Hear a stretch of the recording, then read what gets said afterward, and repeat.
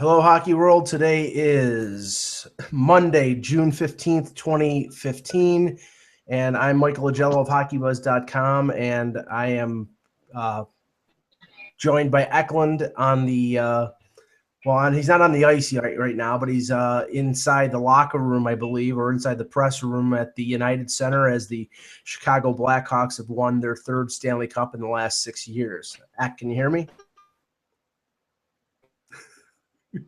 I just had him a second ago, but now his video is locked up. So we will endeavor to get in touch with him. Oh, Ek, are you there? Knew this was going to happen. Well, the Blackhawks win 2-0 over the Tampa Bay Lightning in Game 6. Duncan Keith scores the winning goal late in the second period. Patrick Kane gets the insurance goal. Corey Crawford with a shutout. Duncan Keith also wins the Conn Smythe Trophy for the most valuable player in the playoffs. And, a very, very competitive, very close final with the Blackhawks winning at home for the first time since 1938, which is, quite a long time and quite a feat for this great team. But we know that this team's going to have some challenges before next year in terms of salary cap, but nobody's worried about that tonight. Right now, I'm sure Joel Quenneville and Stan Bowman and everybody are celebrating their third Stanley Cup. Ak, can you hear me? Yeah, Ak, you're breaking up and we're not getting any video. So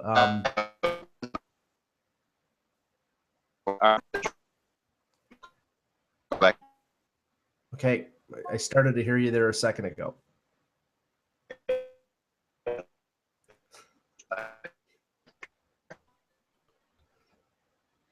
Ek is on the Google Glass, and it's not the Google Glass that's a problem. It's right now that you have a lot of reporters and I'm sure fans in the United Center using the Wi-Fi, and the weather conditions are apparently very bad in Chicago. It was very interesting to hear that Mike Emmerich during the NBC broadcast was saying that the Stanley Cup was not in the building midway through the third period, which I thought the Stanley Cup would be in the building from the very beginning of the game, but it was either in transit or something of that nature, and it only got there late in the third period. There was a little bit of mystery that was going on about the whereabouts of the Stanley Cup, but lo and behold, about 10 minutes, it seemed to be a little bit of a delay, but after about 10 or 15 minutes, the cup finally emerged. Took the long red carpet walk with Phil Pritchard from the Hockey Hall of Fame.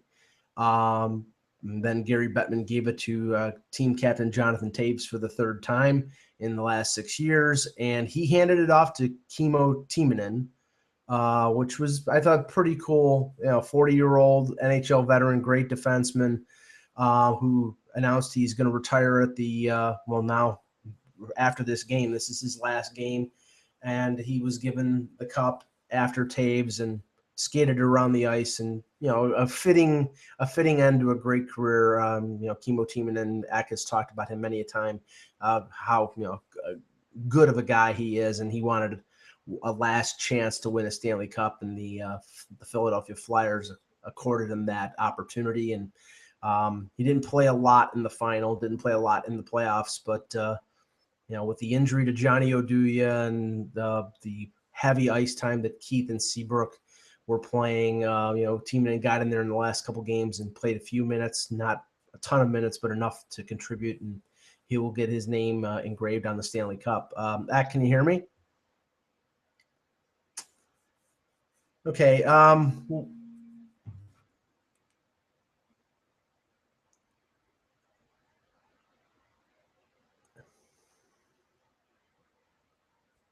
Okay, I have to try to invite Ak here, so bear with me, everybody. This isn't the greatest video presentation, but we're flying by the seat of our pants here, and we're trying to get Ak at the United Center.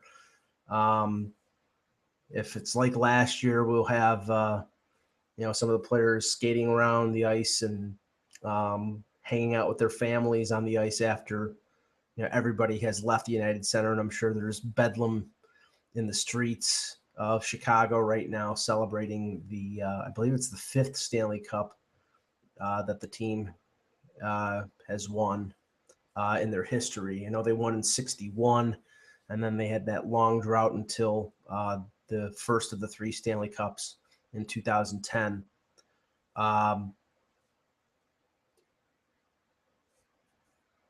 Okay, let me try to invite back here.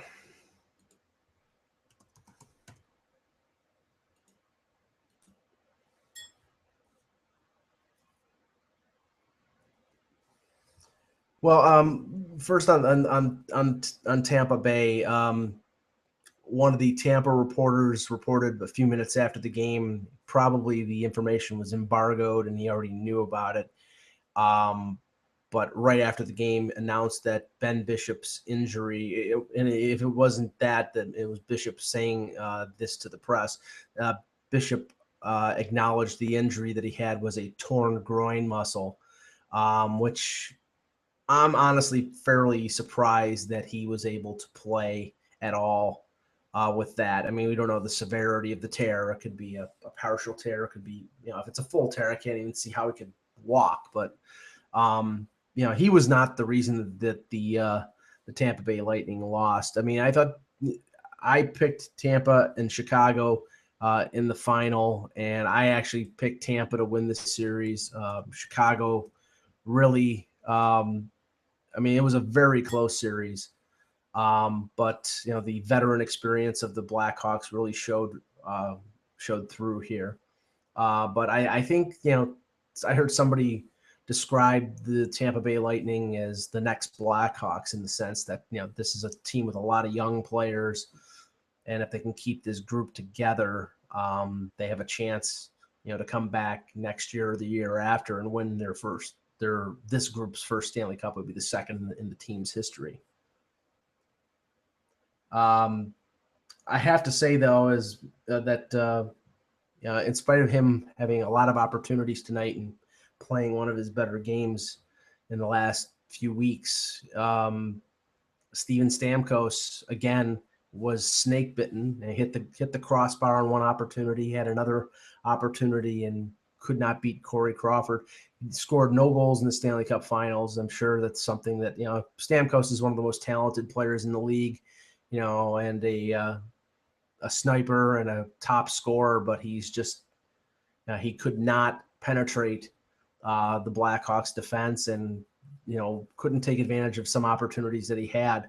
I think that was the difference. I mean, if they could have, Tyler Johnson cooled down, and I'm sure there was an injury there because it was reported that he had an injury. Kucherov was injured in Game 5, and we don't know whether Stamkos was injured. He denied that he was injured throughout the playoffs, so we'll see if that denial was just sort of misdirection or if it was actually the case that he wasn't injured. But right now, I'm sure Tampa is stinging from the defeat. They have to be very proud of what they've done. They got farther than a lot of people thought that they would. A lot of people thought the Rangers were going to be the team in to come out of the Eastern Conference, and it was Tampa Bay. But they had opportunities in this series. They were up 2-1, and could not.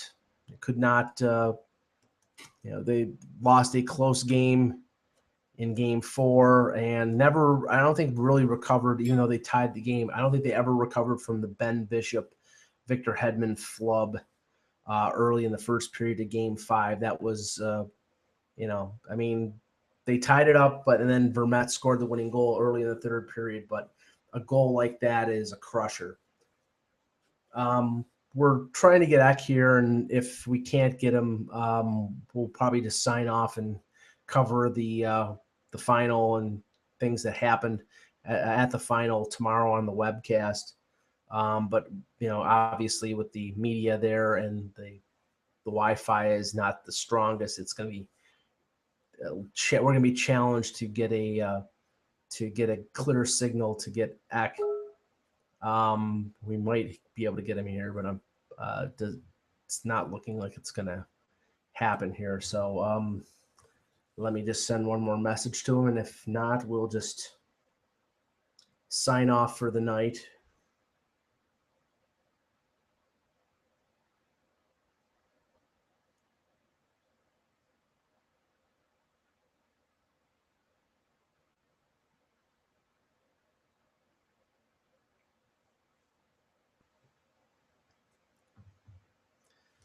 Well, ironically, the end of the hockey season is tonight, but the uh, season for Hockey Buzz is just beginning because we have little under 2 weeks to go until the NHL draft.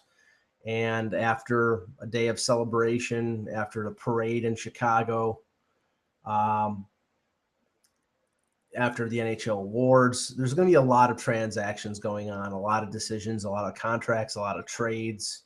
And it's going to be a lot of rumors, and we'll be talking about those on Buzzcast leading up to the draft on the 26th and 27th of June, and then leading up to July 1st. Thanks, guys, for watching. Sorry that we couldn't get this to happen, but we gave it the old college try. Eck and I believe Russ Cohen will be back tomorrow afternoon, probably later in the afternoon, 3 or 4 o'clock, with a Buzzcast discussing the victory of the Chicago Blackhawks in Game 6 of the Stanley Cup Final. For Eklund, this is Michael Agello of HockeyBuzz.com. Thanks for watching, and remember, without the buzz, it's just hockey.